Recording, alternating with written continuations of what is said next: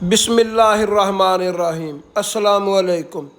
لاکھوں کروڑوں درود و سلام نبی کریم صلی اللہ علیہ وآلہ وسلم پر۔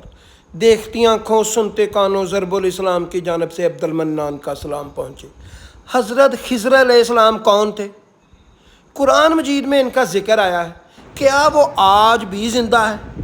خضر ایک پیغمبر کا لقب ہے۔ ان کا اصل نام ابو العباس لیبیا بن ملکان ہے۔ بفتخ، بخشرخ اور بشخوس دونوں ٹھیک ہیں۔ قرآن مجید کی سورۃ کہف میں خدا کے ایک بندے کا ذکر کیا گیا ہے۔ مفسرین کے اکثریت کے نزدیک اس سے مراد خضر ہے۔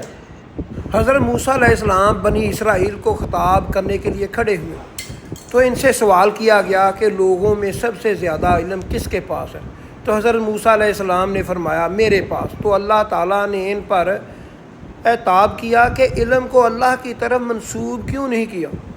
چنانچہ اللہ تعالیٰ نے بھی وحی بھیجی کہ بحرین جہاں دو دریا ملتے ہیں وہاں میرے بندے میں سے ایک بندہ ایسا ہے جس کے پاس آپ سے بھی زیادہ علم ہے۔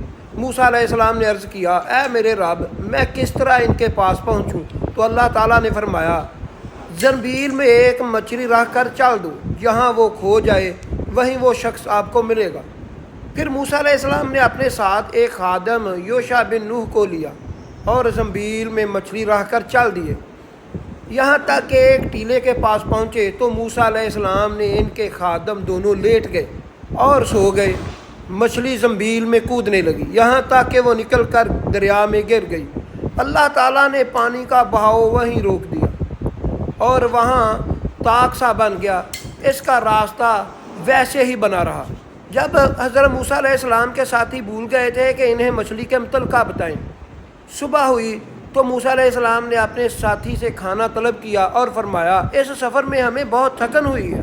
راوی کہتے ہیں کہ موسیٰ علیہ السلام اسی وقت تھکے تھے جب اس جگہ سے تجاوز کیا جس کے متعلقہ حکم دیا گیا تھا۔ ان کے ساتھی نے کہا دیکھیے جب ہم ٹیلے پر ٹھہرے تو میں مچھلی بھول گیا تھا، یقیناً یہ شیطان ہی کا کام ہے، مجھے بلا دے میں آپ سے اس کا تذکرہ کروں۔ تو اس سے عجیب طریقے سے دریا کا راستہ اختیار کر لیا۔ موسیٰ علیہ السلام نے فرمایا وہی جگہ تو ہم تلاش کر رہے تھے۔ چنانچہ وہ دونوں اپنے قدموں کے نشانوں پر واپس لوٹے تو دونوں اپنے قدموں کے نشان پر چلتے چلتے چٹان کے پاس پہنچے تو ایک آدمی کو دیکھا، وہ چادر سے اپنے آپ کو ڈھانپے ہوئے تھا۔ پھر حضرت موسیٰ علیہ السلام نے انہیں سلام کیا تو انہوں نے فرمایا اس جگہ میں سلام کہاں؟ موسیٰ علیہ السلام نے سلام فرمایا میں زمین میں موسیٰ ہوں۔ انہوں نے پوچھا بنی اسرائیل کا موسیٰ؟ آپ علیہ السلام نے فرمایا ہاں۔ حضرت خضر علیہ السلام نے فرمایا اے موسیٰ، تمہارے پاس اللہ کا دیا ہوا ایک علم ہے جسے میں جاننا چاہتا ہوں، اور میرے پاس اللہ کا عطا کردہ ایک علم ہے جسے آپ نہیں جانتے۔ حضرت موسیٰ علیہ السلام نے فرمایا کیا میں اس شرط پر آپ کے پیچھے چلوں کہ آپ میری رہنمائی فرمائیں اور مجھے وہ باتیں سکھائیں جو اللہ تعالیٰ نے آپ کو سکھائی ہیں؟ حضرت خضر علیہ السلام نے فرمایا آپ صبر نہیں کر سکیں گے۔ اس چیز پر کیسے صبر کر سکیں گے جس کا آپ کی عقل نے احاطہ ہی نہیں کیا کہ میں آپ کی حکم عدولی نہیں کروں گا۔ حضرت خضر علیہ السلام نے فرمایا اگر میری پیروی کرنا ہی چاہتے ہو تو جب تک کوئی بات خود بیان نہ کروں آپ مجھے نہیں پوچھیں گے۔ حضرت موسیٰ علیہ السلام نے فرمایا ٹھیک ہے۔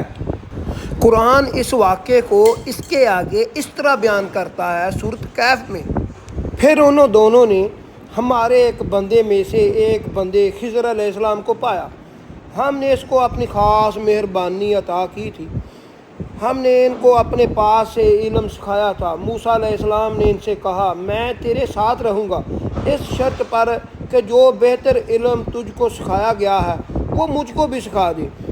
خضر علیہ السلام نے کہا تم میرے ساتھ رہ کر ہرگز بھی صبر نہیں کر سکو گے، جس چیز کی تجھ کو خبر نہ ہو اس پر تو کیسے صبر کر سکتا ہے؟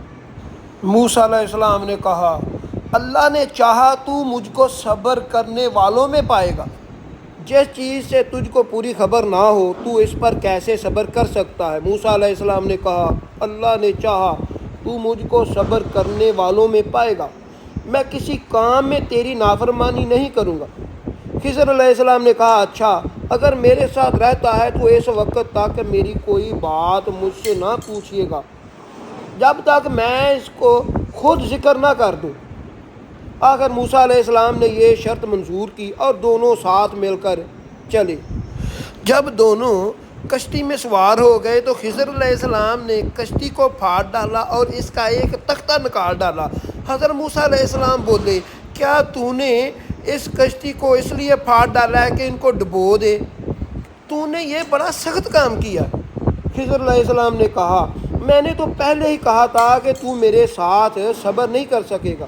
موسیٰ علیہ السلام نے کہا بھول چوک پر مجھے نہ پکڑو اور میرے کام کو مشکل میں نہ ڈالو۔ پھر دونوں کشتی سے اتر کر چلے۔ جب انہوں نے ایک لڑکا ملا تو حضرت خضر علیہ السلام نے اس کو مار ڈالا۔ حضرت موسیٰ علیہ السلام نہ رہ سکے، کہنے لگے تو نے ایک معصوم بچے کی جان لی ہے، مار ڈالا ہے، تو نے جان کے بدلے بڑا خراب کام کیا۔ خضر علیہ السلام نے کہا کہ میں نے کہہ نہیں دیا تھا کہ تو میرے ساتھ صبر نہیں کر سکے گا؟ ویسا ہی ہوا جیسا میں نے کہا تھا۔ اس پر موسیٰ علیہ السلام نے کہا اب میں کوئی چیز پوچھوں یا کسی چیز پر اعتراض کروں تو مجھے جدا کر دے۔ خیر پھر دونوں چلتے چلتے جب ایک گاؤں والوں کے پاس پہنچے تو ان سے کھانا مانگا۔ دونوں بھوکے تھے، انہوں نے ان کی مہمان نوازی کرنے سے انکار کر دیا، کھانا تک نہ کھلایا۔ پھر دونوں نے اس گاؤں میں ایک دیوار دیکھی جو گرا ہی چاہتی تھی، ٹیڑھی ہو گئی تھی۔ حضرت خضر علیہ السلام نے اس کو سیدھا کر دیا۔ موسیٰ علیہ السلام سے رہا نہیں گیا اور اٹھ کر تو ان گاؤں والوں سے اس دیوار کی خاصی مزدوری لے سکتا تھا۔ حضرت خضر علیہ السلام نے کہا اب تیرا اور میرا ساتھ یہیں تک ہی ہے، اس بات نے تجھ کو اور مجھ کو جدا کر دیا، اب جدائی کا وقت آ پہنچا ہے۔ جن باتوں پر تجھے صبر نہ ہوا ان باتوں کی حقیقت میں بیان کر دیتا ہوں۔ جو کشتی چند محتاجوں کی تھی وہ سمندر میں مزدوری کرتے تھے، میں نے چاہا کہ اس کو عیب دار کر دوں، اس لیے ایک تختہ نکال ڈالا، کیونکہ ان کے آگے کی طرف ایک بادشاہ تھا، ظالم تھا، جو ہر کشتی کو زبردستی پکڑ لیتا تھا، اور وہ لڑکا جو اس کے ماں باپ دونوں ایماندار تھے۔ ہم ڈر گئے تھے کہ یہ لڑکا بڑا ہو کر اپنے ماں باپ کو شرارت اور کفر میں نہ ڈال دے، اور ہم نے چاہا کہ اس کا مالک اللہ اس کو اس کے بدلے میں ایک اور لڑکا دے دے گا جو اس سے متقی، پرہیزگار اور طہارت والا ہوگا اور اس سے بہتر ہوگا، اور اس کے ماں باپ اس پر زیادہ مہربان ہوں گے۔ اور جو دیوار تھی 102 یتیم لڑکوں کی تھی۔ اس شہر میں ان کے نیچے مال گڑا ہوا تھا جو ان لڑکوں کا تھا، اور ان کا باپ نیک آدمی تھا۔